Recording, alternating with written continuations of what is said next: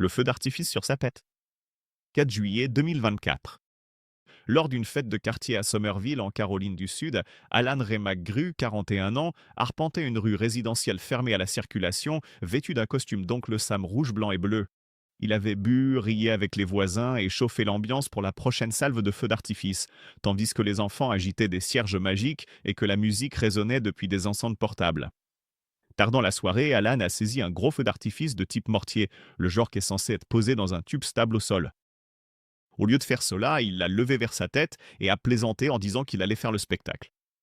Sa femme et d'autres personnes lui ont immédiatement dit d'arrêter. Ils ont crié de l'autre côté de la rue que c'était dangereux, que ce n'était pas drôle. Il a souri, leur a fait signe de la main et a traité leur inquiétude comme si elle faisait partie du spectacle. Il a allumé la mèche et a posé l'engin sur sa tête. Pendant un bref instant, la mèche a sifflé et rien d'autre ne s'est produit. Puis le mortier a explosé directement contre son crâne. La déflagration a résonné dans la rue, projetant des étincelles et des fragments enflammés dans la nuit. Quand la fumée s'est dissipée, Alan gisait sur la chaussée, avec des blessures à la tête catastrophiques. Les voisins se sont précipités, certains figés par le choc, d'autres tombant à genoux pour commencer un massage cardiaque, jusqu'à l'arrivée des secours. Les secours ont tenté de le ranimer pendant près d'une heure, mais il a été déclaré mort avant minuit. Les enquêteurs ont conclu à une mort accidentelle due à des feux d'artifice. Pour sa famille, cette histoire n'était ni un mème ni une blague. C'était un rappel qu'une seule décision irréfléchie, prise en quelques secondes devant des spectateurs en liesse, peut anéantir tout un avenir le temps qu'un feu d'artifice s'enflamme. La virée en caddie. 10 novembre 2015. Juste après minuit à Randwick, une banlieue de Sydney, deux amis suédois de 28 ans ont repéré un caddie en métal en haut de Coogee Bay Road. Ils venaient de passer la soirée de l'or et rentraient à pied dans les rues calmes quand l'idée leur est venue, descendre la colline abrupte en caddie, comme sur des montagnes russes improvisées. L'un des hommes est monté dans le panier, repliant ses jambes et agrippant les côtés. L'autre s'est tenu en équilibre sur la barre arrière. Sans casque, sans lumière et sans aucun moyen de diriger ou de freiner correctement, ils sont lancés, la gravité a fait l'homme est. Le caddie s'est mis à trembler, à vibrer, les roues avant branlantes, oscillant alors qu'il prenait de la vitesse sur la longue descente. Les enquêteurs ont ensuite estimé que le chariot avait atteint des vitesses allant jusqu'à 80 km par heure. À cette vitesse, chaque bosse dans l'asphalte devenait un choc. Près d'une intersection, une voiture conduite par un habitant du coin s'est engagée sur la route à vitesse normale.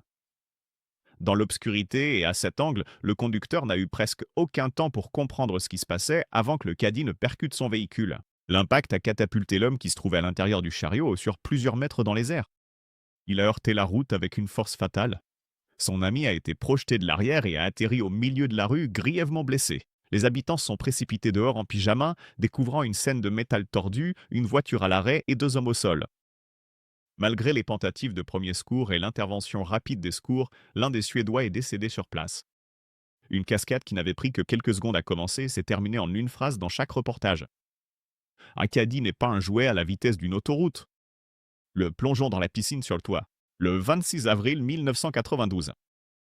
Dans une petite résidence à Huntington Beach, en Californie, Alan Jeffrey Jones, 24 ans, buvait de la bière avec des amis depuis des heures. Ils allaient et venaient entre un appartement à l'étage et la piscine en bas, discutant, riant et laissant filer la soirée dans cette torpeur propre au long dimanche.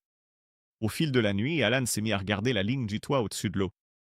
La piscine en contrebas faisait à peine 3 mètres sur 10, entourée de tous côtés par une terrasse en béton. Depuis le toit du bâtiment de 2 étages, la chute faisait environ 9 mètres. Pour ses amis, la distance paraissait insensée. Pour Alan, grisé par l'alcool et la bravade, cela ressemblait à un défi. Il a dit à ses compagnons qu'il pensait pouvoir plonger du toit dans la piscine. Ils lui ont dit de ne pas le faire. Encore et encore, il répétait que c'était trop loin, trop haut, trop dangereux. D'après la police, ils ont répété le même avertissement alors qu'il sortait de la piscine, montait jusqu'au palier du 2e étage, puis disparaissait sur le toit. Quelques instants plus tard, il est réapparu, silhouette découpée sur le ciel nocturne, a redemandé s'il pensait qu'il pouvait y arriver, puis s'est élancé en courant. Les voisins ont entendu des pas précipités, un cri bref, puis un choc sourd qui ne ressemblait pas à celui de l'eau. Alan s'était trompé dans son saut de moins d'1 mètre. Au lieu d'atterrir dans la piscine, sa tête et le haut de son corps ont percuté la dalle en béton à côté avant que son corps ne bascule dans l'eau. Ses amis l'ont sorti de l'eau et ont commencé un massage cardiaque alors que les sirènes approchaient. Mais ses blessures étaient incompatibles avec la vie. La différence entre «ça va être hilarant» et «ça va me tuer» s'est jouée à quelques mètres près et à une décision qu'il ne pourrait jamais reprendre. L'accident de car surfing. Le 5 mai 2023. Sur Corey Drive, dans le comté de Douglas au Colorado, un groupe d'adolescents est monté dans une voiture pour ce qui aurait dû être une simple virée nocturne sans histoire. La route se trouvait dans un quartier résidentiel au sud de Lone Tree, bordé de maisons et de véhicules garés, le genre d'environnement où l'on s'attend à des vitesses réduites et à des trajets ordinaires. À l'intérieur de la voiture en mouvement, l'ambiance est passée de l'ennui à l'imprudence. Certains passagers à l'arrière ont commencé à ramper par les fenêtres, essayant de monter à l'extérieur du véhicule alors qu'il roulait encore. Des témoins ont ensuite raconté avoir vu des adolescents pendus aux fenêtres arrière, leur corps à moitié dehors alors qu'ils s'agrippaient à la carrosserie. Cela correspondait à une tendance dangereuse appelée car surfing, où des personnes montent à l'extérieur d'un véhicule pour le frisson et pour filmer des vidéos. Depuis le siège du conducteur, le contrôle a échappé. Une voiture est conçue pour transporter du poids en toute sécurité à l'intérieur, pas pour être équilibrée sur les fenêtres et le toit. Avec des gens qui se penchaient et tiraient, chaque petite correction de direction rendait la conduite plus instable. À un moment donné, le conducteur a complètement perdu le contrôle. Le véhicule a quitté sa trajectoire puis s'est retourné. Le tonneau a été violent.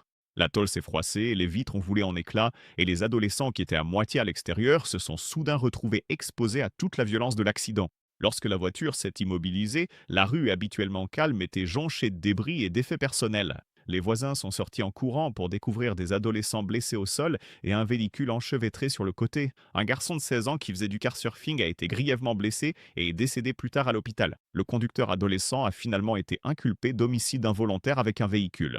Pour tous ceux qui étaient dans cette voiture, la mode a cessé d'être une blague au moment où les pneus ont quitté la chaussée. Le défi du crocodile. Le 24 août 2013, au Mary River Wilderness Retreat, dans le territoire du Nord australien, des amis se sont réunis sur une berge boueuse pour fêter un 30e anniversaire. La Mary River est surtout connue dans la région pour une chose, les crocodiles marins. Des panneaux d'avertissement le long de la berge indiquent clairement qu'il ne faut même pas s'approcher du bord de l'eau. Parmi les invités se trouvait Sean Cole, un informaticien de 26 ans originaire de Darwin. Au fil de l'après-midi, la fête battait son plein avec de la musique, de l'alcool et l'ambiance détendue d'un week-end loin de la ville. À un moment donné, la conversation s'est tournée vers la rivière elle-même. Malgré les panneaux et les avertissements des habitants, traverser la rivière à la nage commençait à paraître comme un défi fou, plutôt qu'une idée manifestement dangereuse. Sean et un ami ont décidé de le faire. Des témoins ont ensuite déclaré aux journalistes qu'il avait relevé un défi pour traverser la rivière à la nage. Les invités de la fête ont gardé les deux hommes entrés dans l'eau et commencé à se diriger vers la rive opposée. Pendant un court instant, tout semblait presque banal, deux petites silhouettes traçant lentement leur chemin à travers la surface boueuse. Puis quelqu'un a aperçu un mouvement en aval. Un grand crocodile marin, estimé à plus de 4 mètres de long, a foncé vers Sean. En quelques secondes, il a réduit la distance, a surgi et a refermé ses énormes mâchoires autour de sa poitrine. La fête sur la berge est éclatée en cris en panique alors que le reptile tournoyait et l'entraînait sous l'eau. Certains témoins se sont souvenus plus tard avoir vu le crocodile s'éloigner à la nage avec son corps dans la gueule. La police et les gardes de la faune ont fouillé la rivière toute la nuit. Ils ont retrouvé les restes de Sean le lendemain et ont ensuite abattu et examiné un grand crocodile soupçonné d'être responsable. Les autorités ont répété ce que les panneaux d'avertissement disaient depuis le début. Dans certains environnements, il n'existe pas de défi sans danger. La rivière ne se soucie pas de savoir si vous êtes sobre, ivre ou en train de rire avec des amis. Tout ce qui l'intéresse, c'est que quelque chose soit entré dans l'eau. Le jeu de la roulette russe.